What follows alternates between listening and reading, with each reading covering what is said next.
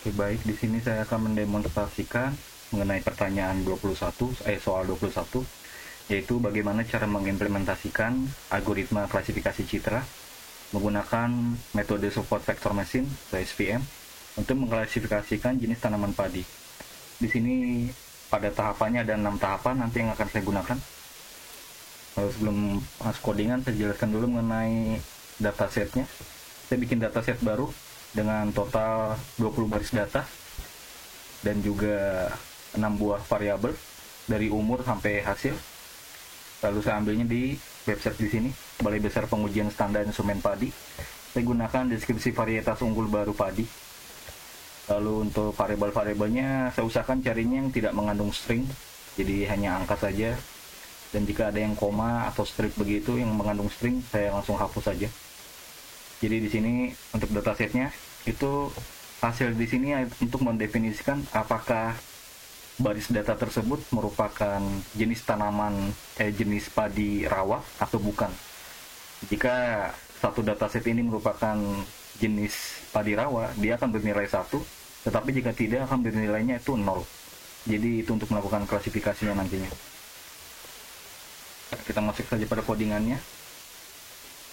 Jadi sebelum melakukan codingan, kita harus pertama-tama melakukan import terlebih dahulu. Di sini ada pandas, numpy, seaborn, saya definisikan sebagai SNS, lalu matplotlib.pylot, lalu tidak lupa menggunakan modul-modul. Di sini modul-modul yang digunakan dari scalar. Jadi kalau sudah dilakukan seperti ini, kita langsung saja running. Lalu pada tahapan sekarang kita akan melakukan yang namanya import data. Di sini kita buat variabel baru pakai df ya. Kita baca untuk datasetnya dari dataset yang tadi, lalu sudah saya buatkan menjadi file CSV nya juga. Kita panggil nama filenya. Kalau tidak lupa juga untuk index column-nya pakai 0. Jika sudah, tinggal kita tampilkan.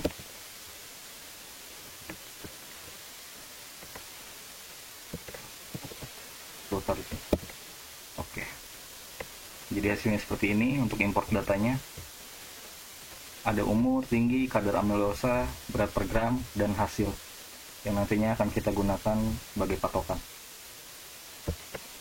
Jika sudah melakukan importing, kita masuk ke tahap yang pertama, yaitu data understanding. Tahap pertama,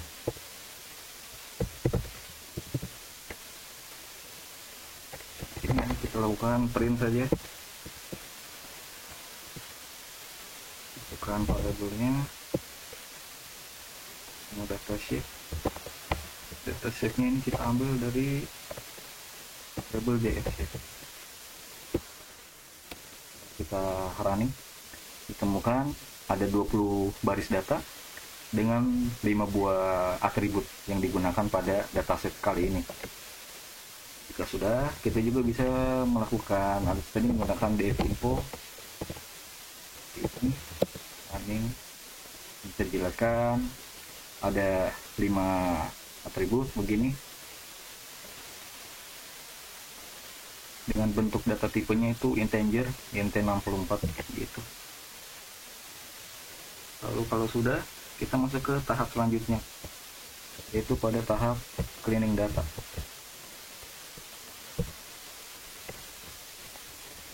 Ini kita lakukan cleaning data.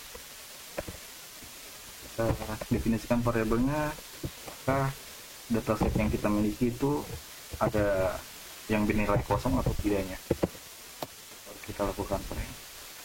Di sini dapat dilihat bahwa semua atribut pada dataset yang kita miliki itu nilainya 0, atau bisa disebutkan tidak ada yang berisi nilainya kosong. Jadi yang nilainya kosong itu tidak ada. Nah, di sini juga dipanggil lagi data tipenya itu integer juga.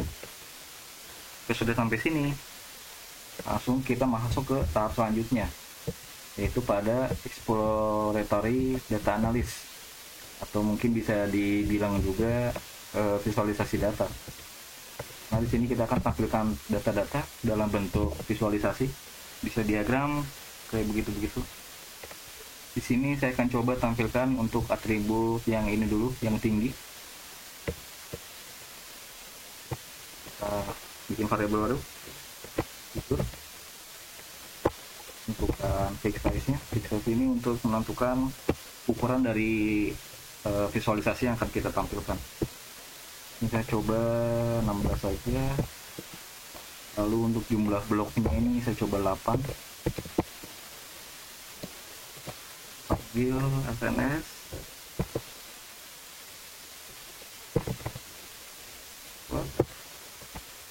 Ke data df. Lalu kita definisikan untuk variabel x nya itu kita ambilnya kan tadi mau ambil tinggi, lalu untuk binsnya atau jumlah bloknya itu saya kasih 8 saja. Untuk lebar 10 atau jangan ini tinggi, maaf tingginya 4 aja. Ini bloknya kali 8. Tidak lupa juga KDE nya sedikitkan true. Untuk warna mungkin bisa sembarang, coba ini ditutup string.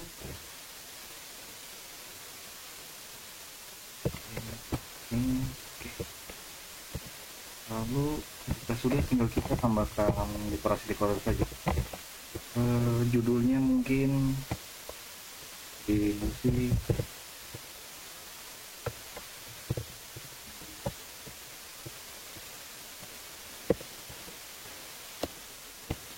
untuk bagian labelnya itu tinggi,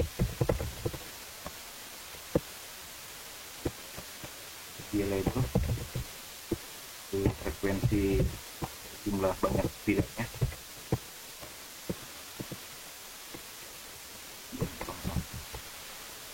Kita tampilkan LTC.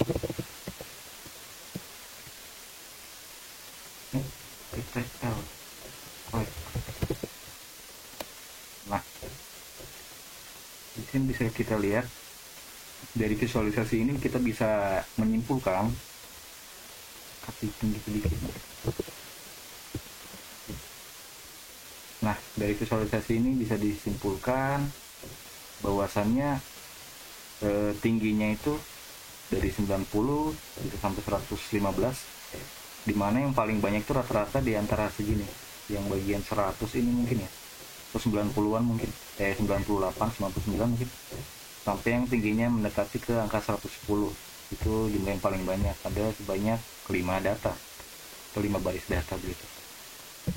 Nah, itu untuk cara yang pertama visualisasinya.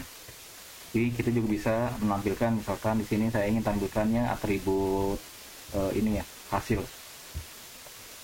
Nantinya akan kita pakai terus-terusan. Misalkan begini, atribut variabel baru, hasilnya hasil beli.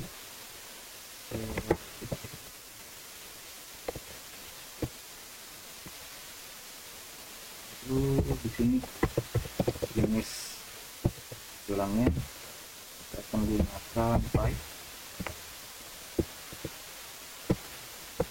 Untuk picture-nya kita buka juga string persen 1 f persen itu stringnya. Lalu jika sudah, tinggal berikan operasi. Judulnya mungkin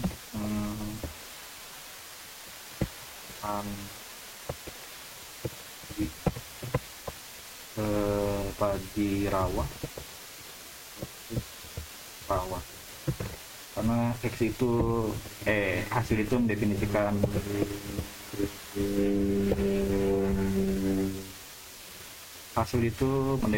mengenai padi rawa atau bukan yang gitu.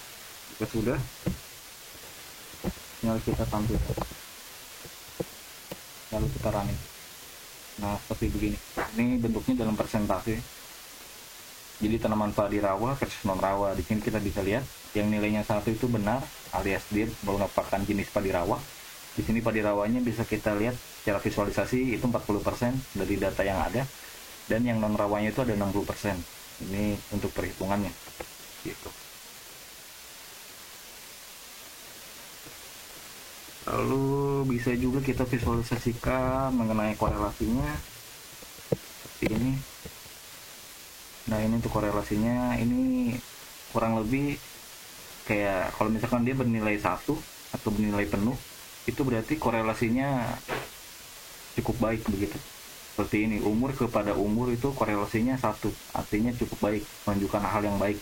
Tapi ketika diambil ke umur ketinggi misalkan, dia hanya 0,3 atau jauh dari angka 1, sehingga korelasinya tidak cukup baik. Adapun juga yang sampai minus kayak begini, misalkan paling tingginya itu di sini ya, berat per gram dengan kadar amilosa itu korelasinya tuh minus 0,4, alias menunjukkan sangat cukup tidak baik begitu, sangat-sangat tidak baik antara korelasi berat per gram dengan kadar amilosa begitu. Nah, tapi kalau misalkan mau pakai yang lain juga kita bisa pakai namanya heatmap gitu. Kita bikin variabel baru dulu, kurangnya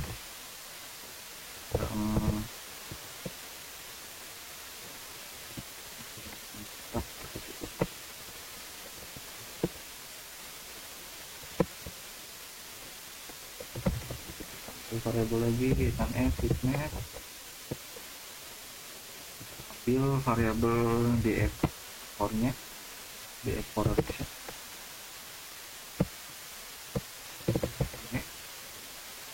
sama dengan 1000.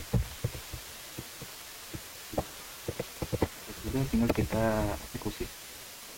Nah, ini visualisasi untuk korelasi begitu. Kita bisa lihat dulu yang paling kanan ini, di mana gambar ini semakin gelap berarti menunjukkan tandanya memiliki korelasi yang sangat baik. Tapi semakin warnanya pudar atau semakin menghilang, itu korelasinya tidak baik begitu. Nah, ini akan berjalannya lurus seperti anak tangga begitu. Kayak ini umur ke umur, dia korelasinya sudah pasti sangat baik, tinggi ke tinggi, kadar amilosa ke kadar amilosa dan seterusnya. Tapi kalau misalkan ke hal-hal yang lain, dia akan agak-agak mulai pudar. Dan yang paling pudar mungkin bisa dilihat di sini, berat per gram dengan kadar amilosa seperti yang tadi sebelumnya. Itu berat per gram itu dengan kadar amilosa itu yang paling tinggi nilainya di sini. Nilai tidak korelasinya, kurang cukup baik korelasinya begitu. Maka dia nilai bentuk warna yang ditampilkannya adalah cukup pudar gitu atau terang, tidak dengan warna yang gelap penuh ini. Jadi paling sekian untuk pada tahap ketiga mengenai EDA atau bisa dibilang visualisasi data. Selanjutnya kita akan masuk kepada tahap keempat di sini, yaitu pre-processing data.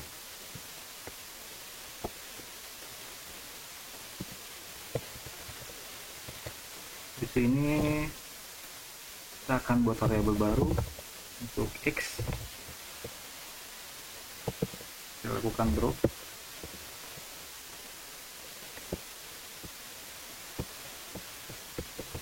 Kita buang bagian hasil. Jadi di sini untuk nilai variabel X kita akan buang atribut hasil, karena atribut hasil ini akan kita gunakan sebagai data acuan begitu. Untuk Y sama dengan variabel BX ke hasil.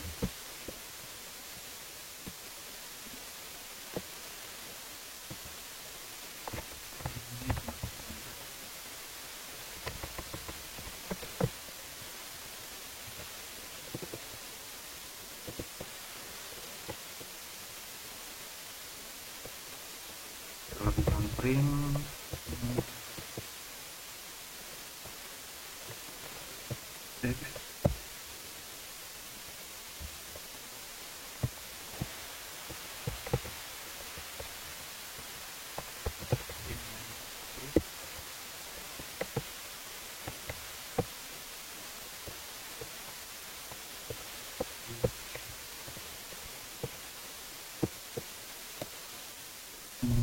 ya,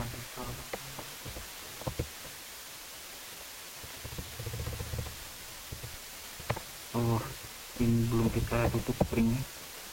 Oke, jadi tampilannya begini.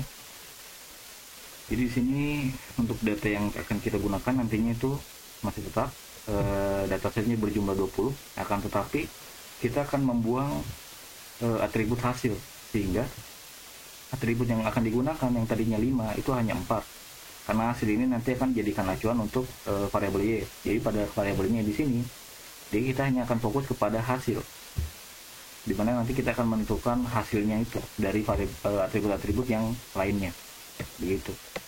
Lalu selanjutnya kita lakukan scalar.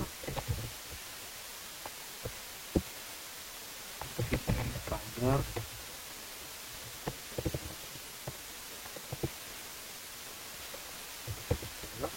variabel scalar kita sensitif terhadap nilai X yang di sini, atribut X yang di atas itu. Setelah panggil variabel X itu, kita lakukan transform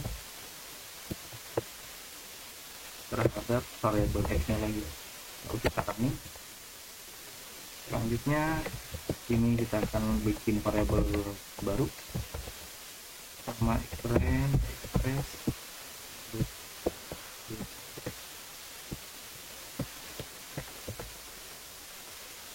Lalu kita masukkan variabel baru ini ke dalam data training nantinya. Jadi train test, kita lakukan split terlebih dahulu, maksud saya split bagian X dengan Y nya, variabelnya kita masukkan ke sini, variabel X di atas dan Y dengan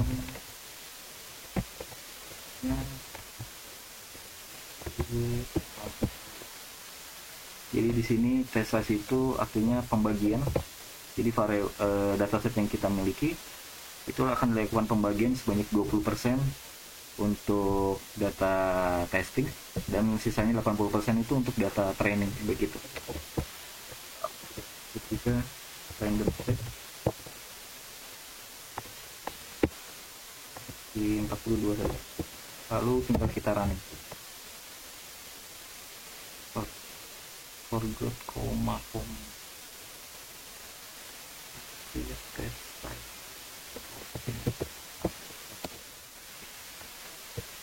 sudah masuk untuk splitting datanya. Jika sudah, kita masuk ke tahap selanjutnya, yaitu modeling dan evaluation. Ini ada tahap kelima, buat variabel baru LF di modulnya yang namanya itu linear.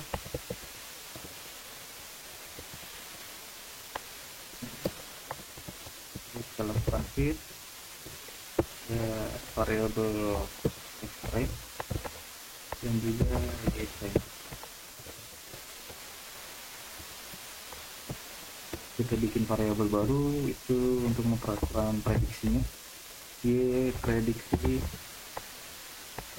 panggil CLF nya kepada nilai variabel x. Lalu kita CLF ATC seperti akurasinya. Responnya itu terpanggil inputkan variabel dan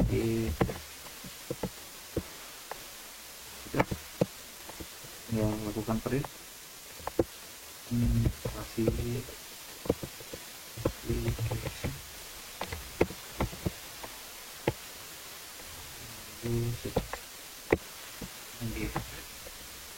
koma dia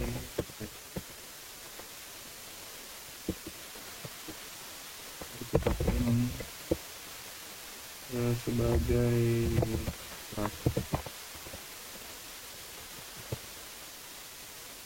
singkat saja SDN kurung perawal titik 2F masuk persen string. Tidak lupa berikan format, itu kita panggil yang ada di sini variabel cls aja. Lalu kita kalikan dengan nilai. Jika sudah, lalu kita running. Nah, di sini kita berhasil membuat sebuah model machine learning menggunakan metode SVM. Di sini untuk hasil dari machine learningnya itu memiliki akurasi sebanyak 75%. Dan kalau kita bisa lihat bagian precisionnya itu untuk data dengan hasil 0 itu 0,67, dan juga data atribut hasil dengan nilai 1 itu bernilai 1. Di sini bisa dibilang mesin learning yang kita buat sudah sangat cukup baik dan bisa kita lanjutkan dan kita gunakan untuk melakukan testing selanjutnya. Di tahapan yang terakhir di sini adalah testing.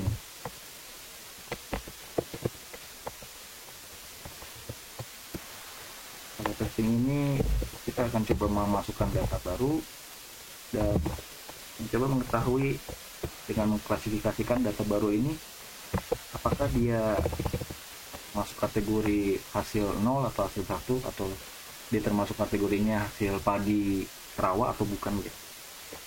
Kita isikan dulu atribut-atributnya. Yang pertama ada umur.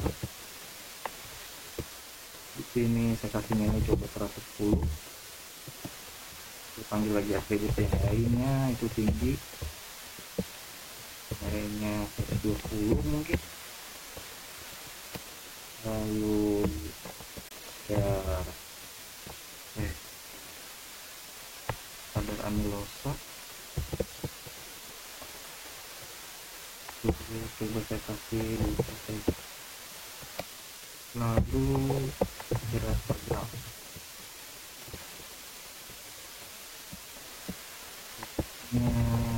kita beri awal.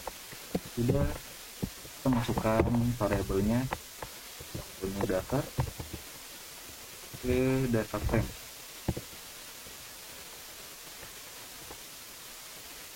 Panggil atributnya ya. Lalu kita tentukan data. Di sini data testingnya sudah masuk dengan nilai value pada atribut yang sudah kita inputkan di sini. Selanjutnya kita akan diagnosa, kita akan lihat hasilnya dari mesin learning yang sudah kita buat. Lalu kita lihat data testing yang kita masukkan ini, kita cek apakah bisa dilakukan klasifikasi atau tidak. Ini kita bikin variabel baru,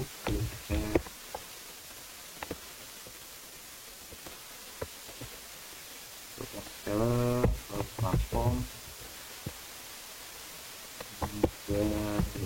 atribut.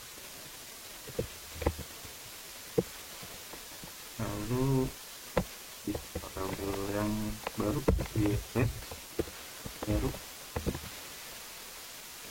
panggil di variabel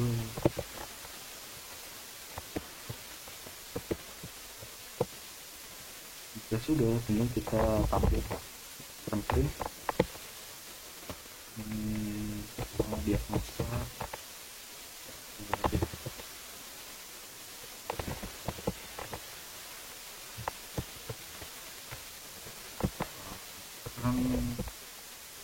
variabelnya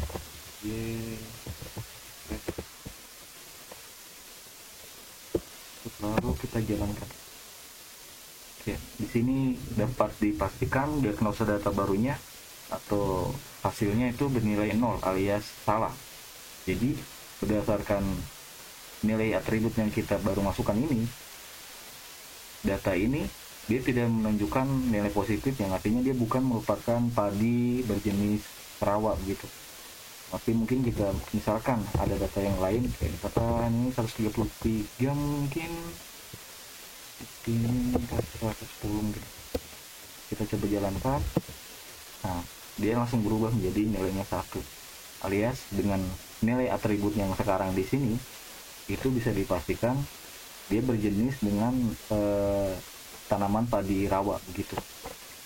Jadi sekian cara untuk melakukan klasifikasi jenis tanaman padi dengan objeknya itu padi rawa menggunakan metode SVM. Jika ada yang salah-salah, saya mohon maaf. Terima kasih sudah menonton hingga akhir.